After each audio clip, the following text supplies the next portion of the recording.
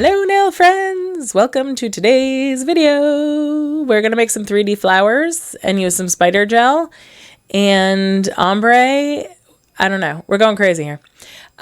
This is my first attempt at 3D flowers, so I'm not going to lie. I don't think they're amazing, but I wanted to show you what my experience was just to give you an idea of what you could think about if you were considering doing this. There are many amazing artists out there. I am just not one of them yet. I will keep working on it. But if you've been interested in trying this spider gel thing and or 3D gel sculpting stuff, I don't know what it's called. And I mean, it's sculpting gel, I guess, but it's not like builder gel or anything else. But if you've been thinking about trying any of these looks, here's some positives and negatives. How's that? some of my positive and negative experiences with this. So spider gel, I love. This is my first experience using the spider gel, but I love the look of it on nails, and I really wanted to pick some up and try it. So I just got like a cheapo set from Amazon because I wanted to see kind of if I even liked it before I invested too much in it. But I did really enjoy this. I think this is a great way to do some really easy, quick, fun nail art. You can do a lot of different things. It was really easy to work with. So you can see I'm using my marbleizing tool, and I'm just dipping it in and stretching it out. The bigger the stretch, the thinner the strand, the more quickly you move it over to the nail, the thicker the strand. So that part was pretty easy, and I was pretty happy with that. I'm going to put some glitter on these nails, and honestly, you could just call that done. I loved this set. I actually hesitated putting the flowers on it because I was like, oh, I like it just the way it is. So I will throw up just a quick little 2-minute video on how to make this part of the nail because I think they're beautiful just on their own. But we're going to play with some 3D nail art because I've been wanting to try it. I did do a little class, like a little mini class, intro class with wildflowers, and they do have some beautiful sculpting gels, and I would probably purchase theirs if I wanted to do this on a regular basis because I liked theirs much better than what I got from Amazon. But again, I'm one of those people who, until I'm 100% ready to invest in something, I like to just kind of try it out a little bit and play with something that's maybe a little less expensive to see if it's even something I think is reasonable. I will say it does take a very long time to do. I'm sure that I would get faster at this if I did it a lot. So if you do it often, hats off to you. But I would definitely plan out, an extra 40 minutes on your nail service if you're going to create these nails and or if you're going to try anything similar to what I did, because they do take time and you have to cure them. You don't have to cure them right away, which is lovely. You can create the whole set and then cure them all at the same time, but it is, it takes a lot of time. So there's a lot of rolling and balls and sculpting and shaping, and it's not a quick or easy process. So what I have done is taken out a couple of the sculpting colors. So I got a little set of, I don't know, I had 8 colors, I think, in it. And the nice thing is you can mix them. I'll show you that a little bit later in the video, but you can mix them together to make other colors. So you don't need a lot of these if you're good at mixing color. The other things you will need is a silicone tool. You will need gloves. I'm going to say that again. You will need gloves. You cannot touch this stuff with your bare hands because you will not have happy hands, and you can create some toxicity in your body, and you can also create some sensitivity to product. And if you're going to be a nail tech for life, you really don't want to do that. So you do need to have gloves on for this. You also need to have a silicone tool and some alcohol, because those things are really what you need to shape and form the flowers. Again, this is kind of basically what this is like a pliable acrylic. I mean, that's kind of what we're talking about here. I know they call it gel, but it is still like a form of hybrid acrylic, essentially.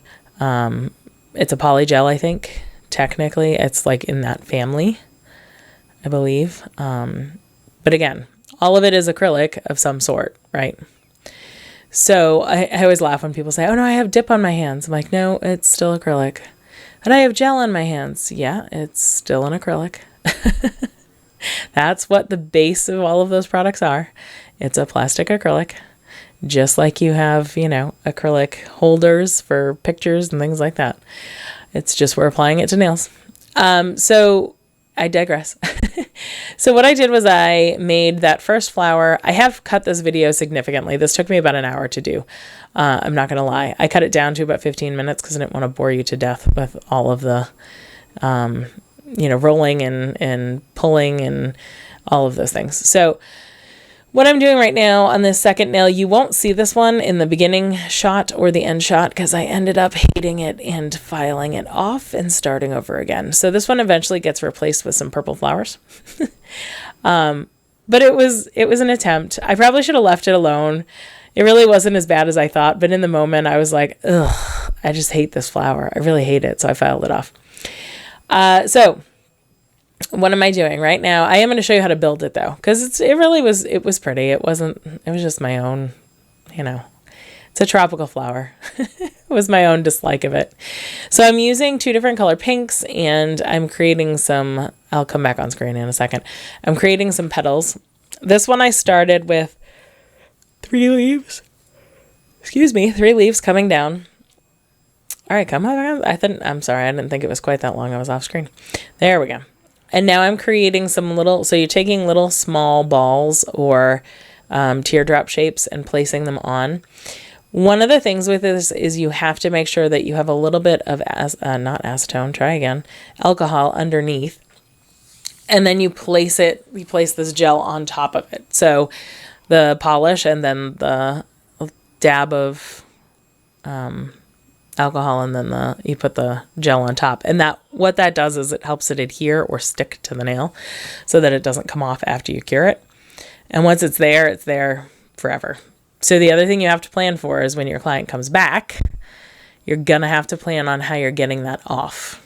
So, you know, whether it's taking your file and like your e-file and filing it off, or whether it's soaking it. I can only imagine soaking it would take a century. I'm just saying. So although these are really cool and they're really fun, I don't foresee myself doing a lot of this in the salon because they're really probably best for people who are either going to wear their nails for a month or 2 at a time, or people that are going to wear them as press-on nails. So if you're making like a press-on set for a client that they're only going to wear for a week or so. That's just my personal opinion. Everybody, I'm sure, has their own, but I want you to know as a nail tech what I thought all the pitfalls and pros and cons were of doing this, so that hopefully you get some good information and you can make an informed decision. How's that? An informed decision is what we're going for. So I'm going to continue to mess with this for a few more minutes, just kind of getting the last color. So I've layered in some white and now I'm layering in some darker reddish pink. And I'm just going to continue that until I get it where I want. I didn't spend much more time on that on the film because, like I said, I did end up filing that off and we're going to do something else there.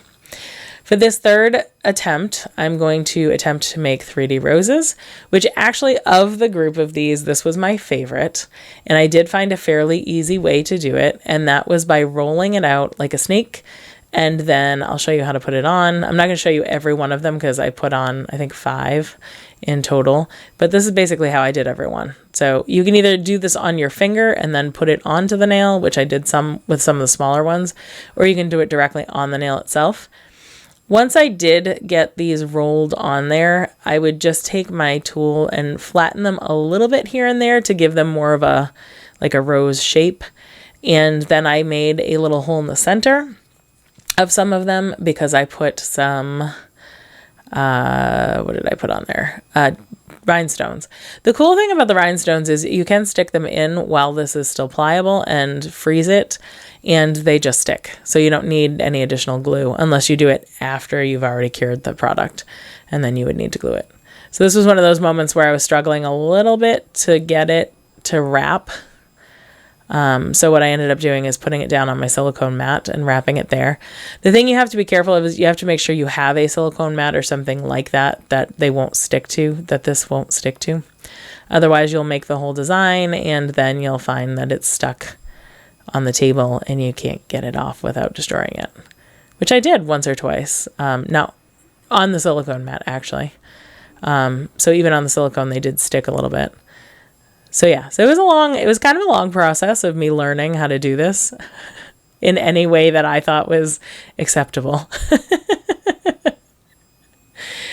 But I mean, overall, I will say it was kind of fun. I mean, it was definitely fun. I think there are definitely uses for this. I could see myself using this if I could find a way to do it, to make almost like charms and then have to just glue them on. You know, when the client came in, I think I would be more apt to use them that way than building directly on the nail, like I'm doing here. The only thing with that is that you have to find a way to get them not to adhere. I'm thinking almost like if you used a clay roller tool and maybe put a piece of wax paper or something underneath so that you could give the designs a bit of a curve. That way when you went to put them on the nail. See, that's the thing, is everybody's nails curve at a different angle or direction. So, you know, that's the tough part, if you will. So, yeah, there we go. So I'm going to put some, sorry, I digressed again, rhinestones into the center of these. These are uncured, so I'm going to cure them in a second.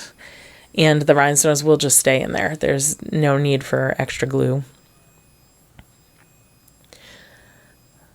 So yeah, that's my pros and cons for you. That's what my experience was. It doesn't mean your experience won't be different. And I've seen some, like I said, absolutely gorgeous 3D flowers. Okay, so I have filed off that big flower that was at the top, the tropical one.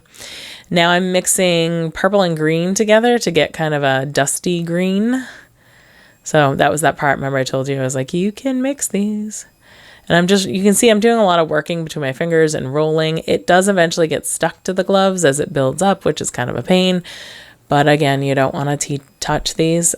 Maybe if you had like a silicone glove or silicone fingers, that might help with that piece of things.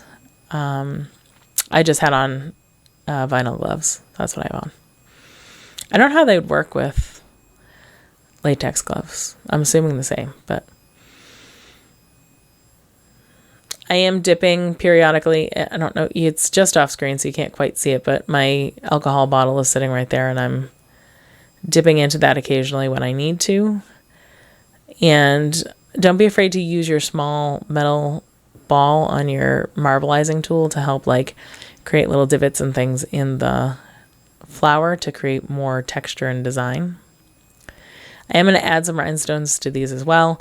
I did not go back and re-top coat where I filed. I probably should have, but I was honestly just trying to finish the video and decided I was good.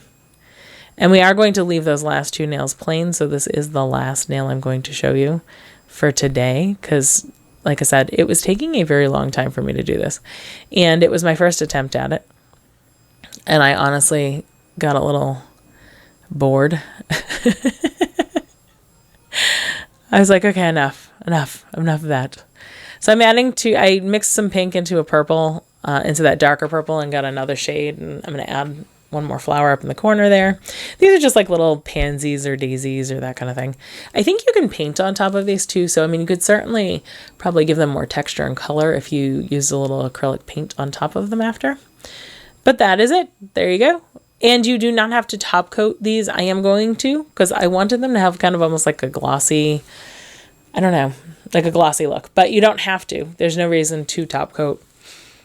Most people leave them matte. And that's okay too. And this is our final product coming up.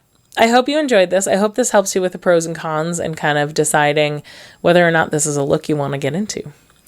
But again, I give an A+ to spider gel. I will see you all soon. Have a great day.